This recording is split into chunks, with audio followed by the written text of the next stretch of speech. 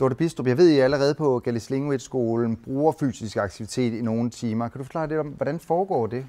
Det foregår sådan nogle gange, at der er løbediktater. Det vil sige, at der børn de arbejder i par, og så løber man og skulle læse det der diktat, og så går tilbage og løber tilbage, og så læser den op for sin partner eller par. Så på den måde, der er der bevægelse i undervisning. Men nu hvor man også nævnte matematik, jamen der er også bevægelse i matematik. Matematik eller andre fag, det er ikke bare at sidde og række hånd op. Det er ikke den eneste motion, man får. Man går rundt i klassen, man arbejder med sin lineal eller andre målstok og skal ud og måle diverse ting. Så det er jo meget bevægelse. Hvor meget bevægelse har I de folkeskoler, som du har med at gøre? Der er selvfølgelig forskellige måder at bevæge sig på, men der er også to vidt forskellige steder og muligheder. Både den ene i Nuuk og den anden i Qaqortoormiit. Men det er jo det samme undervisningsmetode eller måde, man kan køre på med bevægelse. Her i Gallislinguit, der er der legepatrulje for eksempel, at børn bevæger sig i deres frikvarter. De bruger minihallen. Det er jo et samarbejde med Alasa, som vi startede op for 4-5 års tid siden, som er vildt populær for 1. til 7. klasse, og det har faste tidspunkter i løbet af en uge, som 7. klasse kører. De får kursus fra Alasa, og så kører de den.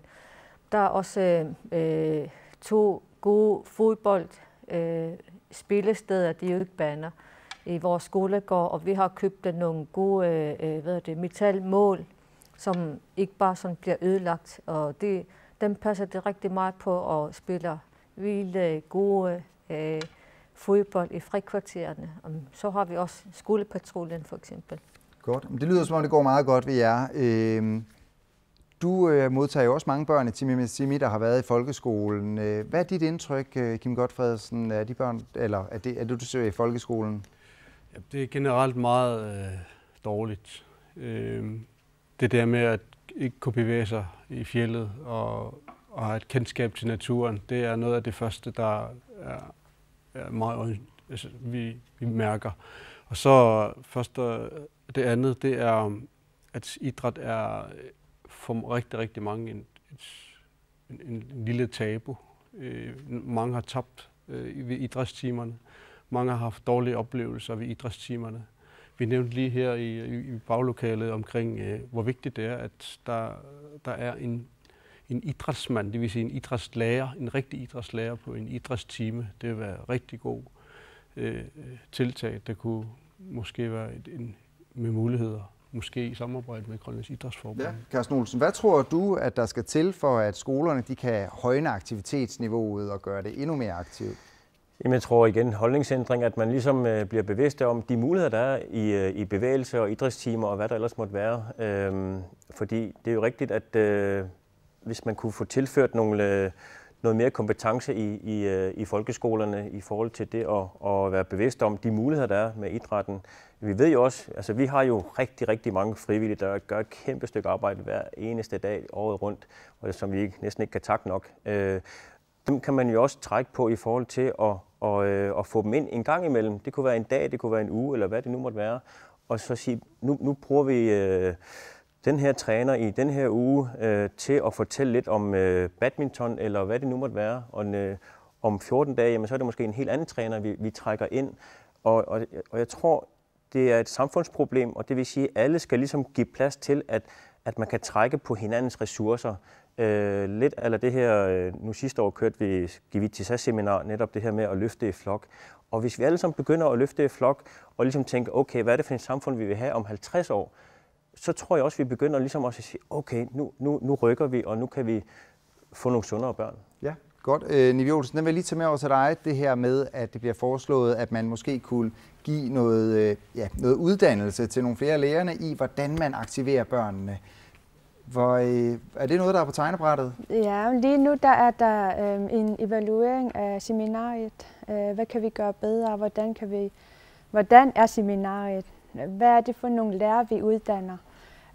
Og der ser vi selvfølgelig, og der vil jeg meget gerne snakke med Gallislinguit skole, som er i gang med forskellige aktiviteter, og Karsten, som kommer med, at der skal være bevægelse i matematik. Det vil jeg gerne komme i dialog med.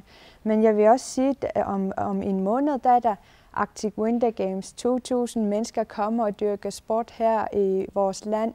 Og der tænker jeg, at det er en rigtig god mulighed for at tænke, okay, nu tager vi det som en startskud til en mere aktiv Grønland. Ja, og Jesper Olesen, det er jo rigtig glimrende, hvad der foregår, eller hvis der foregår nogle ting i skolerne, det er rigtig fint med Arctic Winter Games. Men hvis vi nu ser på familien, hvilken rolle spiller den så i forhold til at aktivere, at der kommer nogle aktive børn ud? Det betyder ekstremt meget. Altså man må sige, at ved små børn er det jo simpelthen en forudsætning, at forældrene er der til at bakke op og til at skabe den sikkerhed, der skal være omkring, at man er ude at bevæge sig, så man ikke kommer til at rent faktisk stå på ski ude på vejen, eller hvad det er, man gør forkert. Altså, så familien er en forudsætning for det. Og indimellem, man oplever jo familier, hvor det er, at vi ser det her med, at man kommer rigtig langt ved at lade være med at nævne, at man faktisk skal ud og bevæge sig, men man skal bare ud og være sammen. Altså, så der kan være nogle udfordringer i, hvad det er for nogle ord, vi bruger, og det er noget af det, der måske også kan være en eller anden hindring, eller i hvert fald et minus ved at lægge det ind i undervisning, fordi at man kan sige matematik, og nu skal vi ud og bevæge os, og så bliver det sådan, hvad er det lige, der foregår? Altså man skal tænke sig rigtig meget om, hvad er det egentlig, vi gør, når vi gør det.